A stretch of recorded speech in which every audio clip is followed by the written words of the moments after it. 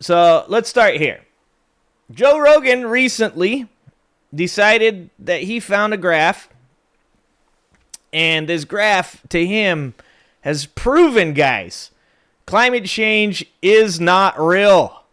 Which is really funny because Joe Rogan for years was like, this. I was just saying this on Pep Talk show, actually, that Joe Rogan literally created this debate me bro culture that Charlie Kirk used to get famous. Joe Rogan used to say all the time, if you don't believe that climate change is real, then, get on stage and debate it. If you believe this much about something, you should debate it. It literally created the debate me bro culture that like has fucking ruined our society, to be honest. And anyways, so he had seen this Washington Post story. The Washington Post story had a graph that was created by a climate scientist. He completely did not know how to read it and read it incorrectly. And this is not new, because if you guys know what the hockey stick is, the hockey stick graph is a graph that shows the amount of carbon pushed into the atmosphere since the industrial era. And a lot of climate deniers will say that the hockey graph doesn't take into account that at one point or another the world during the paleo the paleo whatever era was way hotter. And it's like, yeah, of course the world does go through cycles. Yes, we all accept that. People that don't believe in climate change accept that. Well, I don't know if, like, maybe religious people don't. People that do believe in climate change accept that. The whole point of climate change is that carbon, which comes from things like coal, which coal comes from things like dead trees, that trees release carbon into the atmosphere naturally, and that is this cycle of heating and cooling. This is how we get ice ages. All of that is being done by men as we dig up dead trees and then burn them, and fossil fuels, and burn them and release more and more carbon. And that's what we see during the industrial age. And actually, the men who created that graph actually sued two people that were climate deniers and won in court, I want to say about $100 million, because of them spreading disinformation surrounding the hockey stick graph. So this is just another time that this has happened. And Joe Rogan, of course, is now on the other side of this argument. And here we go. Joe Rogan's podcast is no stranger to controversy, but a recent clip downplaying the changing climate has people turning up the heat. In a clip that has been circulating online, Rogan references a Washington Post article while suggesting that concerns about the warming planet are overblown. Overburned? All right, so we're going to... This is... I think this is the video here, so let's see if we can watch this. Okay, here we go. So this is him with Bernie. This is him with Bernie Sanders right here. And I feel bad because it's Bernie, right? I think the climate change issue is very complicated. And I think, did you see the Washington Post piece that they wrote, where they did this long-term view? First of all, the reality is that the Earth's temperature has never been static, right? We could both agree on that. It's always been... That's like such an oversimplification. The Earth's temperature has never been static. No fucking shit. I thought like every day it was 73 during the fall, and every day during the summer it was 98. No shit, Joe Rogan. Up and down. There's been ice ages and heat waves. And then the Washington Post looked at it. What was the time period that they looked at? That essentially they found that we're in a cooling period. I'm going to let the scientists debunk this. That the Earth over the past X amount of years, and this was like a very inconvenient discovery, but they had to report the data, and kudos to them for doing that. Scientists have captured the Earth's climate change over the last 485 million years. Here's 485 million years, guys. Like, at one point during the Earth's history, the Arctic poles were jungles.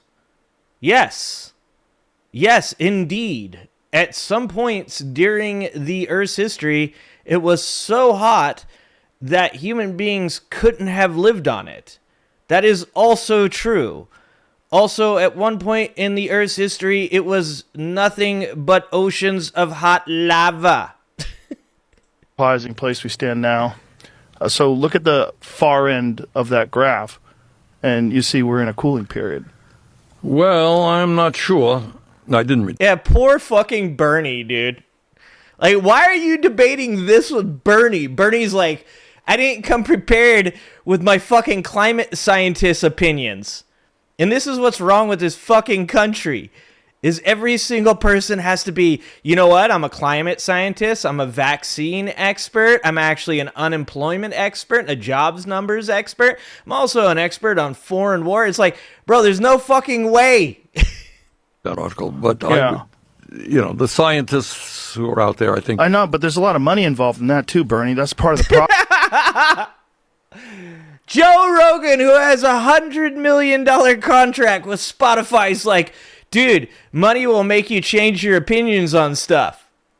Yeah, I bet it will. There's a lot of money involved in this. Joe Rogan does not read articles. He only reads headlines. And this is That's because he's old as fuck. Also, this guy kind of reminds me of George Santos. I'm really sorry for saying that, sir. a perfect example of him spreading misinformation. If you just take a few minutes to read this article, you would know that the researchers' findings actually support the existence of man-made climate change. Yeah, he didn't read the article. He's a fucking old man, dude. The other day, he fucking fell for that, somebody put walls in a fuck Trump t-shirt using AI, walking downstairs and dancing. And fucking Joe Rogan's like, have you seen that video of walls? It's just crazy. It's crazy, bro. Like, he's an old man.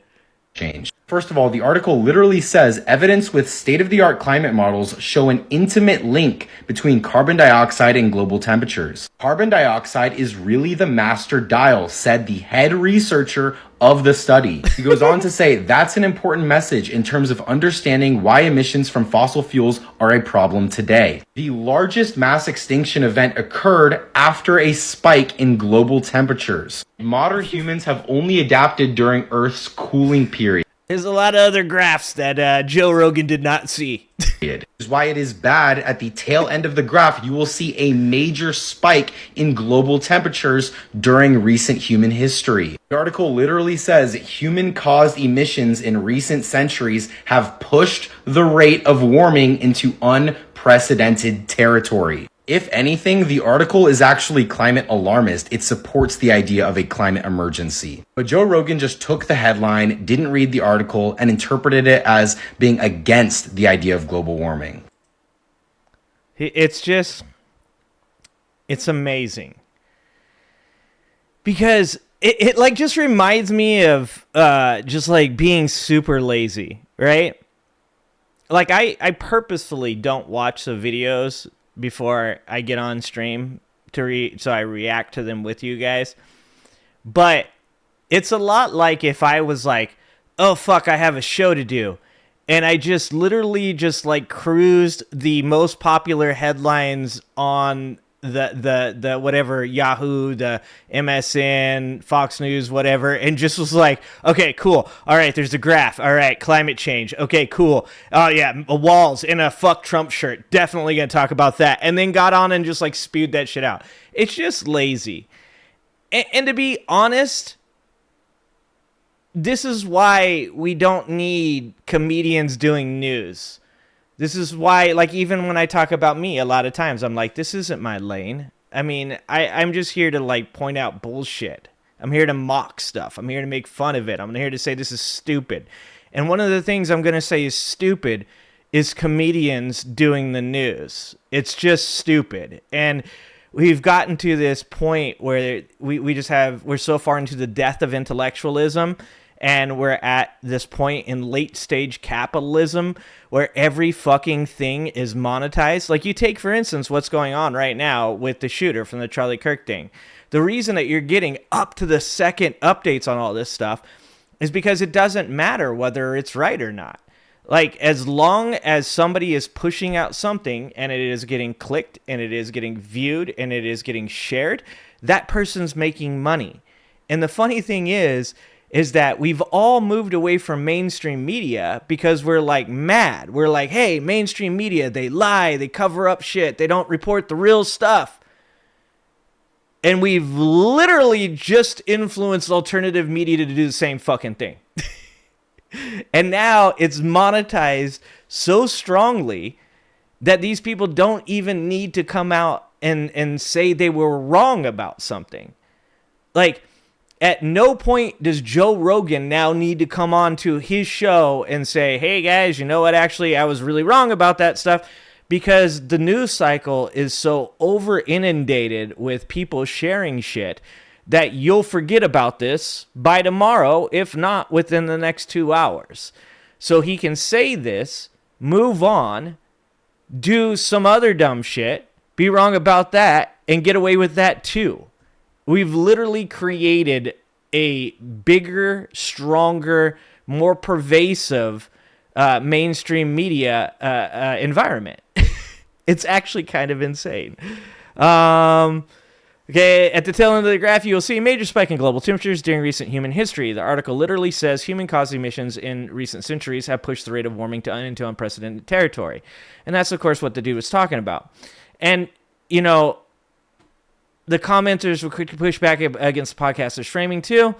Y'all humans have extracted over 135 billion tons of petroleum from the earth and combusted most of it, releasing it into our atmosphere. How can you think that would not do anything to the earth? So a lot of people don't understand how interconnected everything is, right? Like people are not educated. They failed science, they failed biology, they failed PE. And then they want to talk about how the climate works, and they have no understanding of how chemicals interact with each other and what causes, you know, this layer in the atmosphere to keep heat trapped within the Earth. They don't understand why one planet is hot and one planet is cold. They don't understand how a planet could be made up of a gas, or one made out of ice, much less one that could be made out of diamonds. They don't understand that, and when they don't understand it, they just want to act like it's all stupid. They want to be like, climate change is dumb. And there's a really good video, actually, that you guys should watch, and it's by Hank Green. And I believe it's called The Trees Are Trying to Kill Us, or The Trees Are Trying to Kill Earth, or something like that. And he talks about how at one point or another, trees on Earth, before humans, had grown up, and, you know, because trees are trying to survive, just like wheat stalks or other plants do, they grow towards the sun, and they try to block the sun from other plants around them, because they don't want to be choked out. They want all the water, they want all the sunshine, it's survival of the fittest. So in doing that, trees created an algae to try to kill off all the things around it, and actually created this extinction level event on Earth.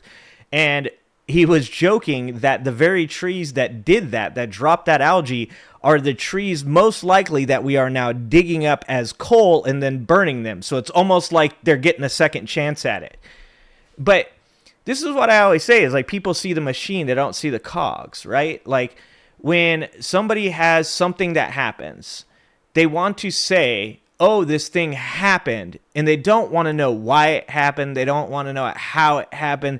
They want to immediately put their own narrative in place for why it happened, and then anything that conflicts with that, they want to just push it off and act like it doesn't exist, or that it's stupid.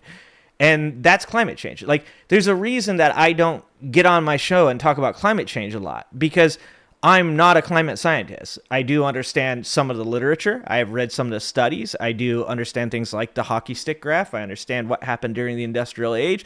And even with that being said, I have 0.0001% of the total knowledge of a climate scientist. And it's something like 99.7% of all climate scientists today agree that climate change is man-made. That means there's like one dude and Joe Rogan that believe that climate is fake. It's fucking insane. What's happening, Super Saint? Fedra what's up, fan? What's going on? Thank you for the $5. They don't know the meanings of the words like capitalism, Bonhoeffer's definition of stupidity at its finest. I don't know if I've ever told you this, fan, but a really funny story is that my father-in-law gave me the book Bonhoeffer back when Obama was president.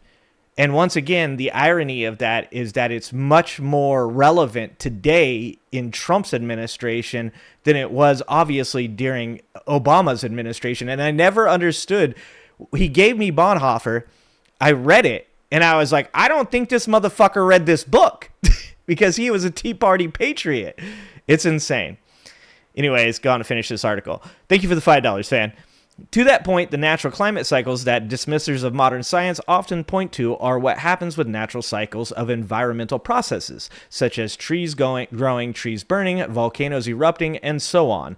But only humans in the entire Earth's history have been able to extract fossil plant matter from often millions of years ago and burn it all into the air in a short period of time. In other words, if you want to just talk about cycles, it's like, yes, eventually that carbon would be released from the Earth into the atmosphere, and eventually that would lead to warming within the atmosphere because of thickening, more trapped heat, right? But the problem with that is that we're literally digging it up. Why? Capitalism, because we like money, and one day we are going to all die because of our love for money. I'm just going to throw that out there. I'm pretty sure I'm like 87% likely to be right on that one. I'd say high 90s, actually. Some of the same can be said for battery materials, but at least with batteries, they can be reused many times and recycled to reclaim around 95% of those materials. They require some fossil fuels during extraction, but it is a more sustainable and valuable result of that pollution, as the battery materials are not burned into the air, unless it's one of Elon Musk's cars. Those do catch on fire. Another pointed out the contradiction in the host's approach. He says, I think it's a very complicated topic, then proceeds to interpret something he knows absolutely nothing about. And this is something that I've said a bunch of times. One of the big problems. What is it? Reductivism. This thing is this because I have these really convenient reasons for why this is that. It's trying to explain systematic racism of people, right? If you say we have a problem with systemic racism in our country, people will say, no, we don't. You know why? I'm not racist. None of my friends are racist. And you go, oh, okay. Anecdotal evidence, good place to start. So let's talk about my anecdotal evidence. I grew up around skinheads, peckerwoods, featherwoods, 23, white supremacists, supreme white power, whatever you'd like to call them, Nazi lowriders, all of them, Aryan Brotherhood. So from my point of view, it definitely does exist. So that means we have two conflicting points of views, and now we need information. We need statistics. We need studies. We need meta-analysis. We need to look at the crime statistics and look at jail and the fact that the Aryan Brotherhood is actually one of the most violent gangs in prisons. Actually, Nazi lowriders, I believe, are. Nobody wants to get into the fact that I would then say, so when we talk about systemic racism, then we need to talk about how often African Americans are passed over for jobs, how often African Americans are passed over for loans, or the way that they're treated by the police. Things that may not necessarily, on their own, add up to there being systemic racism. When combined, the mountain of evidence that exists shows that it is more likely than not that it is there, right? But people don't like that. They want reductionism, and that's exactly what Joe Rogan does there. So rather than listen to a climate scientist sit there and tell him over and over and over again all these different statistics and different things that add up to climate change being real, he reduces it to, it's just kind of weird. You know they get paid a lot of money? Yeah, so do you, Joe Rogan. So do you. So please, shut the fuck up. Thanks for watching. If you like this video, please like and subscribe and hit that notification bell, and check out that video on the screen now.